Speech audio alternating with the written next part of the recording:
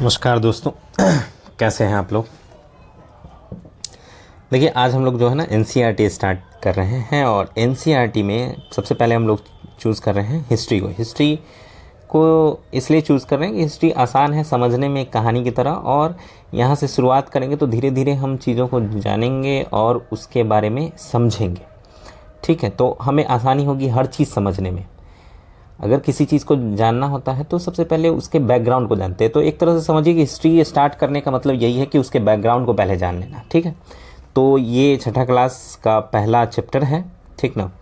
और पहला चैप्टर आप देख रहे हैं कि क्या, कब, कहाँ और कैसे, इसका शीर्षक है। तो इसको हम लोग स्टार्ट करते हैं। ठीक, अभी देखिए कि कैसे पता लगाएं। तो क्या पता लगाना है कि कल क्या हुआ था, ठीक है, या उससे पहले क्या हुआ, या उससे पहले क्या हुआ, या हज़ारों साल पहले क्या हुआ। तो कल के बारे में अगर पता लगाना हो तो हम क्या करेंगे, रेडियो सुन लें, ठीक है, टेलीविज़न देख लिया तो पता चल गया भाई क्या हुआ था, अखबार पढ़ लिया तो पता चल गया क्या हुआ था कल। लेकिन अगर हमको बहुत साल पहले की बात जाननी हो तो मान लीजिए कि किसी से बात कर लिया, ठीक है, 1 साल 2 साल 4 साल 5 साल पहले की बात, अगर उसको याद है तो वो बता देगा कि भाई 5 साल पहले ये हुआ था। लेकिन अब हमारे पास सबसे बड़ा संकट ये है कि अगर हज़ारों साल पहले की बात जाननी हो तो फिर क्या। ठीक है, तो उस हज़ारों साल को हम क्या कहते हैं, अतीत कहते हैं, उसी को हिस्ट्री कहते हैं। ठीक है, अतीत के बारे में जानेंगे तो कैसे जानेंगे, किन के बारे में जानना है। ठीक है, तो हमें ये जानना है कि लोग उस समय क्या खाते थे, क्या पहनते थे, कौन से घरों में रहते थे, किस तरह के लोग थे, आखेटक थे, पशुपालक थे, कृषक थे, शासक थे, व्यापारी थे, उनके बच्चे, उनका जीवन शैली। ठीक है, ये सब जानकारी अभी हमको पता चल सकती है। कैसे पता चलेगी वो भी देख लेंगे। ठीक, अब उनके बच्चों के बारे में कि कौन से खेल खेलते थे, कहानियाँ कौन सी सुनते थे, गीत कौन से गाते थे, नाटक किस तरह का करते थे। ठीक है, ये सब हमें पता चल सकता है। ठीक है, पर उससे पहले जान लेते हैं कि लोग रहते कहाँ थे। चलिए, तो एक मैप देखते हैं। ये मैप दिया है एनसीईआरटी ने, इस मैप को अच्छे से देखते हैं। कुछ चीज़ें इसमें मैं आपको समझाता हूँ। देखिए, सबसे पहले तो ये नर्मदा नदी है, ठीक ना, ये विंध्य पहाड़ी एकदम मिडिल में। ये जो एरिया आपको दिख रहा है ना, ये मध्य प्रदेश का एरिया है। मध्य प्रदेश आज का भारत का एक स्टेट है, उसका एरिया है। ये सतपुरा पहाड़ी आप देख रहे हैं, और तप्ती नदी, यहाँ ब्रह्मपुत्र नदी, गारो पहाड़ी देख रहे हैं, गंगा नदी यहाँ आके एक डेल्टा बनाती है, सुंदरवन डेल्टा है ये। बंगाल की खाड़ी भी आप देख रहे हैं, अंडमान निकोबार द्वीप समूह और लक्षद्वीप द्वीप समूह भी देख रहे हैं। ये श्रीलंका है, ठीक है, जो कि पाक स्ट्रेट संधि से जुड़ा हुआ है इंडिया से। अरब सागर आप देख रहे हैं, काबुल नदी जो कि अफ़गानिस्तान में है, और सुलेमान पहाड़ी अफ़गानिस्तान पाकिस्तान के बॉर्डर पे। किरथर पहाड़ी भी आप देख रहे हैं, सिंधु नदी तो आप देख ही रहे हैं, ठीक, गंगा नदी भी आप देख ही लीजिए, और इसी के साथ ये सोन नदी भी आप याद रखिएगा, यहाँ सोन नदी। ठीक है, तो ये चीज़ें आप देख रहे हैं। गोदावरी, दक्कन का पठार है ये, ठीक है, और महानदी ये उड़ीसा में बहती है। कृष्णा नदी, तुंगभद्रा, पश्चिमी घाट याद रखेंगे, आगे काम देगा आपको ज्योग्राफी के अंदर। और पूर्वी घाट, कावेरी नदी सबसे नीचे है। कृष्णा नदी, गोदावरी नदी को दक्षिण की गंगा कहा जाता है। ये सब चीज़ें आगे आपको काम देगा। मैं अभी क्यों बता रहा हूँ, अभी स्टार्ट करेंगे, ठीक है, कि क्यों बताया मैंने। चलिए आगे बढ़ते हैं। तो अभी हम लोग कहाँ थे कि ये देखेंगे कि कहाँ रहते थे लोग उस समय। ठीक है, तो नर्मदा नदी आपने देखा, ठीक है, नर्मदा नदी के ही किनारे आरंभिक लोग पहले बसे। ठीक है, इसी नदी के तट पे आरंभिक लोग कई लाख साल पहले बसे। ठीक, मतलब रहने लगे, अभी पूरी तरह बसे नहीं थे, रहने लगे। ये लोग कौन थे, ये कुशल संग्राहक थे। कुशल संग्राहक का मतलब, कहने का मतलब क्या है, ये वो लोग थे जो लोग भोजन को इकट्ठा किया करते थे। कहाँ से, जंगलों से। ठीक है, जंगलों की विशाल संपदा से परिचित थे, अपने भोजन के लिए जड़, फूल, जंगल के ही अन्य उत्पाद को इकट्ठा किया करते थे। ठीक है, ये शिकारी भी थे, आखेटक भी थे, शिकार भी करते थे, ठीक, और जानवरों से भी अपना भोजन प्राप्त करते थे। अब नर्मदा नदी की तो बात हो गई, ये आरंभिक यहाँ पे जो है लोग आए, लोगों ने बसना यहाँ पे, मतलब यहाँ पे लोग रहते थे उस समय। ठीक है, चलिए अब इस किताब के अकॉर्डिंग हम लोग देखते हैं सुलेमान पहाड़ी। सुलेमान पहाड़ी कहाँ है, आज के डेट में पाकिस्तान और अफगानिस्तान के बॉर्डर पे, ठीक है, या अफगानिस्तान में है, ठीक। अब यहाँ किरथर पहाड़ी भी आप देख रहे हैं, तो यहाँ क्या हुआ कि लगभग 8,000 साल पहले, 8,000 साल पहले यहाँ पे लोगों ने कृषि स्टार्ट किया, ठीक है, फसलें उगाना स्टार्ट किया। तो कौन कौन से फसल उगाए इन्होंने, वो भी देख लेते हैं। इन्होंने यहाँ पे सबसे पहले गेहूं, जौ, ये आरंभिक फसल थे, ठीक है, इसको उगाना स्टार्ट किया, स्त्री पुरुष दोनों ने मिलके, ठीक है। फिर ये लोग पशुपालन भी स्टार्ट किया इन्होंने। तो इन्होंने किन पशुओं को पाला, भेड़, बकरी, गाय, बैल, इनको पहले पालतू बनाया। लेकिन जो सबसे पहले पालतू बनाया गया था इंसान के द्वारा वो एक कुत्ता था, ठीक है, जंगली कुत्ता, इसको सबसे पहले पालतू बनाया गया था। ऐसे लोग क्या करते थे, गांव में रहते थे, ठीक है। अब गांव में, अब ये तो हो गई सुलेमान पहाड़ी, किरथर पहाड़ी। अब आप लोग देखिए गारो पहाड़ी ब्रह्मपुत्रा नदी के पास हमारे उत्तर पूर्व में बसा हुआ, मतलब सिचुएटेड है, ठीक। यहाँ पे क्या, यहाँ पे और विंध्य पहाड़ी जो मैंने पहले आपको बताया था, यहाँ के लोग जो थे उन्होंने सबसे पहले चावल उगाना स्टार्ट किया था, ठीक है। चावल इन पहाड़ियों के पास जो बसे हुए लोग थे उन्होंने उगाना स्टार्ट किया था, ठीक है। बाकी मानचित्र आप अच्छे से देख लीजिएगा, ठीक, इसमें बहुत सारी चीज़ें अभी हैं जो आगे हम लोग बात करेंगे। अब मानचित्र में ही सिंधु नदी और इसकी सहायक नदी का पता लगाने का बात कर रहे हैं, जो कि उत्तर पश्चिम में था। अच्छा, एक चीज़ और जो लोगों को बहुत दिक्कत होती है, बच्चों को, वो मैं आपको यहाँ पे समझा देता हूँ इस मैप की सहायता से, ठीक है। अब कहा गया उत्तर पश्चिम में, तो उत्तर पश्चिम नहीं पता चलता, उत्तर पूर्व नहीं पता चलता, बच्चों को बहुत मुश्किल होती है, ठीक है।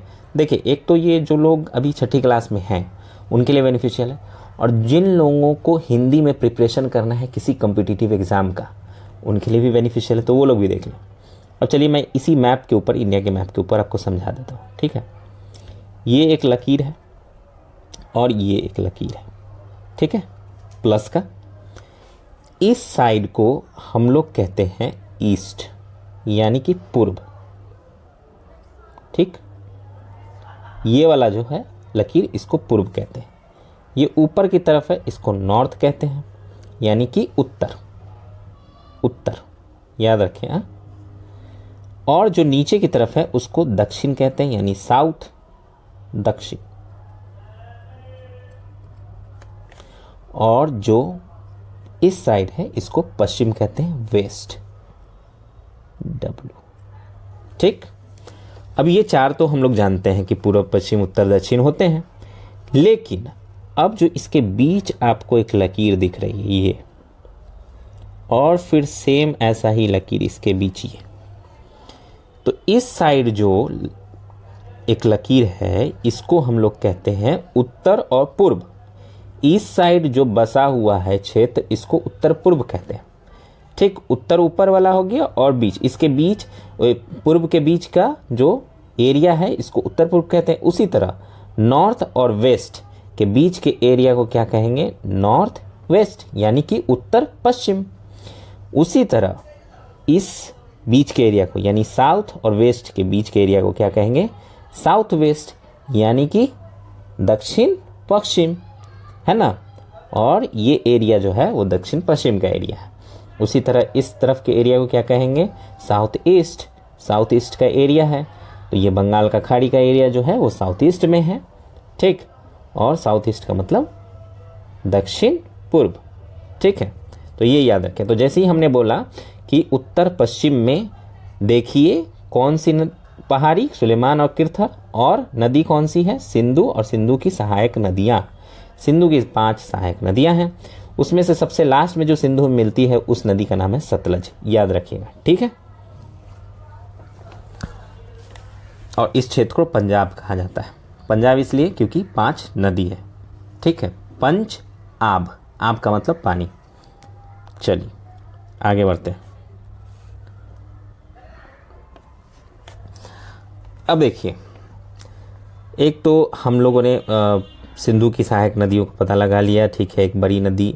तो अब यहाँ के बारे में क्या है कि यहाँ पे जो है 4700 साल पहले आरंभिक नगर फले फूले। ठीक है, किस नदी के किनारे? सिंधु नदी के किनारे। अब बात कर रहे हैं गंगा नदी की। ठीक है, गंगा नदी और इस समुद्र तटवर्ती जो क्षेत्र है, इस यहाँ पे भी नगर का फलना फूलना रहा। वो कब? 2500 वर्ष पहले। अब गंगा, इसकी सहायक नदी कौन है? सोन। सोन जो है वो बिहार के अंदर बहती है। ठीक है, तो उस पर ध्यान दीजिएगा। सोन नदी के किनारे, एक तो गंगा के दक्षिण में है सोन नदी के किनारे ही, और गंगा नदी के किनारे एक बहुत बड़ा साम्राज्य उस समय उभरा, उसका नाम था मगध। ठीक है, मगध प्राचीन काल में बहुत ही शक्तिशाली साम्राज्य था और विशाल साम्राज्य था। इसके संस्थापक जो सबसे पहले थे मगध साम्राज्य के, जिनको देखा जाता है, उनका नाम था बिंबिसार, और ये हर्यंका डायनेस्टी से हैं। ठीक, लेकिन जो बहुत विशाल क्षेत्र पे राज करते थे वो मौर्य डायनेस्टी थी, मौर्य। ठीक है, और इसके संस्थापक थे चंद्रगुप्त मौर्य। ठीक, उनके बारे में पढ़ेंगे आगे। ठीक, चलिए, अब लोग क्या करते थे? यात्राएं करते थे उस समय। अब यात्रा करते थे तो किस कारण से करते थे? एक तो आज भी हम लोग यात्रा किस कारण से करते हैं, है ना? एक जगह से दूसरे जगह क्यों जाते हैं? कमाने के लिए, तो काम की तलाश में जाते थे। ठीक है, पहले तो काम की तलाश में जाते थे। दूसरा, प्राकृतिक आपदा कोई आ गई तो उसके कारण छोड़ देते थे कि भाई ये स्थान छोड़ो, दूसरी जगह चले। तीसरा क्या है कि सेनाएं एक दूसरे के क्षेत्र को विजिट करने के लिए जाती थी। चौथा, अगर मान लीजिए कोई व्यापारी अपने काफिला को लेकर गुजरता था, या फिर जहाज में लेकर अपने मूल्यवान वस्तुओं को लेकर जाता था। ठीक है, धार्मिक गुरु किस लिए जाते थे? शिक्षा देने के लिए जाते थे, सलाह देने के लिए। एक गांव से दूसरे कस्बे में जाया करते थे। और फिर कुछ लोग ऐसे भी थे जो खोजी नेचर के थे, तो वो अलग अलग जगह को खोजने के लिए भी जाते थे, एक स्थान से दूसरे स्थान यात्राएं करते थे। और इन यात्राओं का सबसे अच्छा जो है बेनिफिट ये हुआ कि लोगों के विचार मिले, लोगों के एक दूसरे को आइडियाज़ मिले।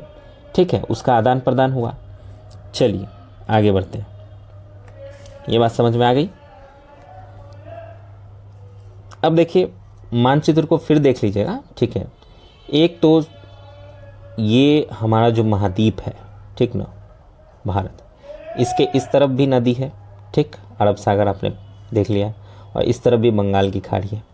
ठीक है, तो ये दोनों तरफ से, और ये इंडियन ओशियन है। ठीक है, हिंद महासागर इसको कहते हैं। तीन तरफ से जो है वो किससे घिरा हुआ है? पानी से घिरा हुआ है। इस तरफ आप आएंगे तो हिमालय है पूरा यहाँ का यहाँ तक। ठीक, इधर भी आप देखेंगे तो पहाड़ी क्षेत्र है। तो लगभग सब तरफ से इस तरह से घिरा हुआ है। फिर भी लोग यात्राएं करते थे। ठीक ना, ये सीमाएं तो थी, एक तरह से ये सीमा है, देश को सीमा बनाती है। फिर भी लोग इसको पार करके जाते थे और अपनी यात्राएं जारी रखते थे। चलिए, एक यहाँ पे तथ्य दिया हुआ है, उसको भी देख लेते हैं। ठीक है, कि दक्षिण एशिया क्षेत्र कौन कौन सा है? तो दक्षिण एशिया में कौन कौन सा क्षेत्र आता है? एक तो आधुनिक भारत, पाकिस्तान, बांग्लादेश, नेपाल, भूटान और श्रीलंका। इतने ही जो देश हैं वो दक्षिण एशिया है। इसके अलावा अफगानिस्तान, ईरान, चीन, म्यांमार और इसके पड़ोसी देश जो है वो दक्षिण पूर्व एशिया है। ठीक है, दक्षिण एशिया एक महाद्वीप है छोटा सा। ठीक, दक्षिण एशिया का एक छोटा सा महाद्वीप, ठीक, जो कि एशिया महाद्वीप का एक भाग है। इसको उपमहाद्वीप कहते हैं। ठीक ना, उपमहाद्वीप इसलिए कहते हैं क्योंकि यहाँ पे पहाड़ी, समुद्र, पर्वत ये सब महाद्वीप की तरह ही है। ठीक है, इसलिए इसको उपमहाद्वीप कहते हैं। चलिए आगे बढ़ते हैं।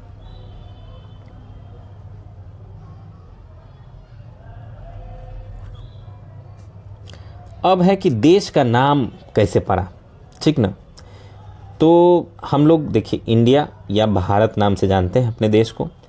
एक और नाम है आर्यवर्त, पर मैं बताऊंगा कि क्या है आर्यवर्त। ठीक ना, और कहाँ तक था आर्यवर्त, और इंडिया की उत्पत्ति कहाँ से हुई। तो इंडिया की उत्पत्ति जो है वो इंडस शब्द से बना है, जिसको संस्कृत में सिंधु कहते हैं। ईरान और यूनान से आने वाले जो उस समय व्यापारी थे, ठीक है, ईरान और यूनान कौन सा होगा क्षेत्र? देखिए, जैसे ये हमारा मान लीजिए ऊपर का क्षेत्र है। ठीक है, ऊपर का, यहाँ पे आपका ये पाकिस्तान हो गया, और यहाँ पे आपका ये अफ़गानिस्तान हो गया। ठीक, इसके ऊपर यहाँ पे लगभग अफ़गानिस्तान के बाद ईरान है। ठीक ना, ये इंडिया हो गया, ये जम्मू कश्मीर, और पाकिस्तान, अफ़गानिस्तान और ये ईरान। तो यहाँ से लोग आए इस तरह से, ठीक है, इंडिया के अंदर। तो उन्होंने इस क्षेत्र को, जो ये सिंधु नदी यहाँ से बहती है, ठीक ना, पाकिस्तान में होते हुए अरब सागर में गिरती है, ठीक। तो ये सिंधु नदी के जो इस किनारे, जो पूर्वी साइड में रहते थे लोग, उनको इन्होंने क्या कहा? हिंदू कहा, ठीक है। और इस क्षेत्र को सिंधु कहा, इंडस कहा, क्योंकि इंडस नदी के किनारे था, ठीक है। और क्या है कि लगभग 2500 वर्ष पहले उत्तर पश्चिम की ओर से आने वाली यूनानी, जो मैंने आपको बताया, सिंधु इंदोस नदी के पूर्व में रहने वाले लोगों को इन्होंने हिंदूज कहा और इसको इंडिया कहा, ठीक है, इस भूमि को। और भारत नाम का प्रयोग जो है उत्तर पश्चिम में रहने वाले लोगों के लिए किया गया, एक समूह के लोगों के लिए किया गया। उत्तर पश्चिम में मतलब कि मैंने आपको बताया था कि ये हमारा देश है, ठीक ना, ये, ठीक। और इस साइड जो लोग रहते थे यानी इंडस नदी के किनारे, इनको क्या कहा गया? भारत का नाम दिया गया इस क्षेत्र को, ठीक है, इस क्षेत्र को। और इसी क्षेत्र को अगर आप वहाँ तक ले जाए, बिहार तक, तो इसे आर्यवर्त कहा गया। नीचे का जो क्षेत्र है विंध्य पहाड़ी से नीचे, विंध्य पहाड़ी से, वो क्षेत्र नहीं था आर्यवर्त के अंदर, वो दक्षिण का क्षेत्र था, ठीक है। आर्यवर्त में इतना ही क्षेत्र था, नॉर्थ ही क्षेत्र, ठीक। चलिए, खैर, तो ये 2500 वर्ष पहले ये नाम पड़ा, ठीक है।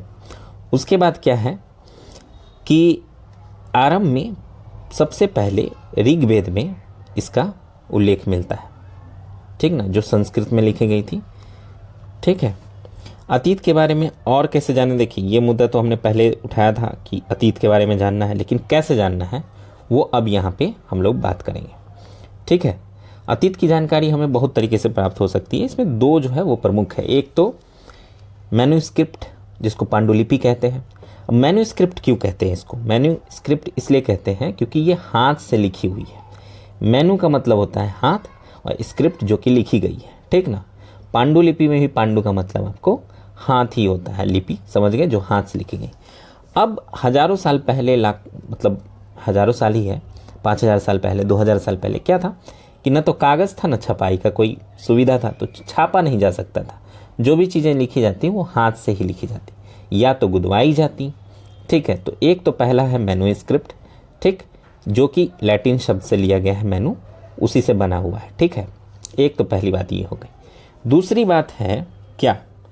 दूसरा है शिलालेख। शिलालेख या अभिलेख जिसको कहते हैं। तो शिलाओं पे लिखा गया तो शिलालेख हो गया, और इस तरह गुदवाया गया तो इसको अभिलेख कहते हैं, ठीक है। तो ये जो है,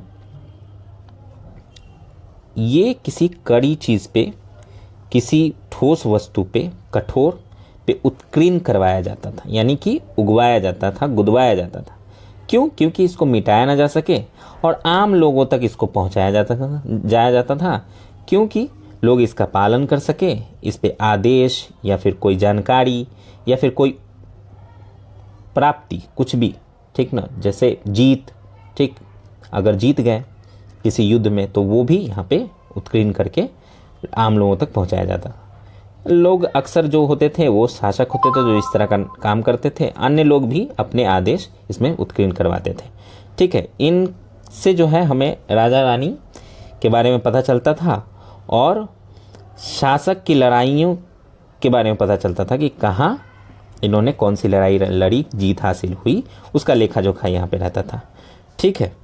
एक और जो यहाँ पे चीज़ है वो है फैक्ट, जो यहाँ पे दिया हुआ है वो देख लेते हैं। तो ऐसा है कि पांडुलिपि जो है वो 1000 साल पहले, ठीक, लिखी गई, ये वाली, ठीक है। इसको तार पत्तों पे लिखा जाता था, ठीक है। उनको काट कर एक तरह का छल्ला बनाया जाता था और उसको एक साथ बांध देते थे, उसी पे लिखा जाता था। ये तारपत्र जो है भुर्ज पेड़, जो कि पहाड़ी इलाकों में मिलता है, ठीक है, ठंडे प्रदेश में, वहाँ पे वैसे वहाँ के पेड़ से ही ये छाल से ये चीज़ें बनती थी लिखने के लायक, ठीक है, उस पे लिखा जाता था। चलिए और आगे बढ़ते हैं। शिलालेख के बारे में देख लिया था हमने। और ये है कि 2500 साल पुराना क्या है, ये अभिलेख है। कहाँ से मिला ये अभिलेख? ये मिला था अफ़गानिस्तान, अफ़गानिस्तान के कंधार से प्राप्त हुआ, ठीक है। और इसको उत्कीर्ण करवाया था अशोक। अशोक जो थे वो मौर्य डायनेस्टी के तीसरे सबसे शक्तिशाली राजा थे। और ये इस पे इन्होंने जो लिपि यूज़ की है वो 2 लिपि है, ठीक ना, यूनानी और अरामेइक। ये उस क्षेत्र से मिले हैं, इसलिए उस क्षेत्र की लिपियों में इसको उन्होंने उत्कीर्ण करवाया था, ठीक है। चलिए आगे बढ़ते हैं। अब अतीत में और भी चीज़ें हमें मिले हैं, ठीक ना। 4700 साल पूर्व पुराना जो है हमें ये तालपात्र मिला है, सिक्के मिले हैं जो 2500 साल पुराने हैं, चांदी के सिक्के हैं, ठीक है। और इस तरह के सिक्के जो होते हैं जिनको कूटा जाता है, पीटा जाता है, उसको आहत सिक्के भी कहते हैं, ठीक है, ये याद रखिएगा। अब है कि इसको खोजता कौन है और इसके बारे में अध्ययन कौन करता है। तो जो ऐसी चीज़ों के बारे में अध्ययन करता है उसको क्या कहते हैं? पुरातत्वविद कहते हैं, ठीक है। जो यहाँ पे छानबीन करते हैं, उसकी खुदाई करते हैं, वहाँ से प्राप्त वस्तुओं को वो पढ़ते हैं, उसकी जांच करते हैं और उससे फिर निष्कर्ष निकालते हैं, पता करते हैं कितना पुराना है, क्या कहानी है इसके पीछे। और ऐसे लोग क्या करते हैं? मछली, चिड़िया और हड्डियों को भी ढूंढते हैं। क्यों? इससे पता चलता है कि वहाँ के लोग क्या खाते थे, उनके भोजन के बारे में हमें पता चलता है। वनस्पति के अवशेष कभी बचे होते थे, नहीं भी बचे होते थे, अन्न भी मिलते थे वहाँ पे, दाने जो लकड़ी भी मिलते थे जो कि जले हुए होते थे, ठीक ना, उसके टुकड़े मिलते थे। पांडुलिपि के अलावा जो है अभिलेख, पुरातत्व ज्ञात जानकारियों के इतिहासकार जो है एक स्रोत शब्द से जो है उसको इंडिकेट करते थे। इन चीज़ों को जो वहाँ पे चीज़ें मिलती थी, चाहे वो पांडुलिपि होते थे, अभिलेख होते थे, तो उसको स्रोत शब्द दिया गया था, ठीक है। इतिहासकार जो है उन्हें कहते हैं जो अतीत का अध्ययन करते हैं, ठीक। और स्रोत से प्राप्त अतीत के बारे में पढ़ना बहुत रोचक होता था इनके लिए, और ये पढ़ के बताते हैं, ये उससे जानकारी निकाल के बताते हैं, ठीक है।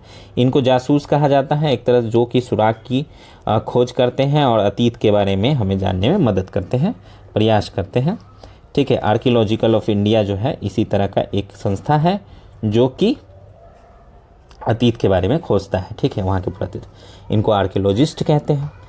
अतीत या एक है या अनेक, एक यहाँ पे शीर्षक है तो वो भी देख लेते हैं। देखिए जो इसमें यूज़ किया गया है अतीत ना, वो बहुवचन में है, यानी कि एक अतीत नहीं है, बहुत सारे अतीत हैं।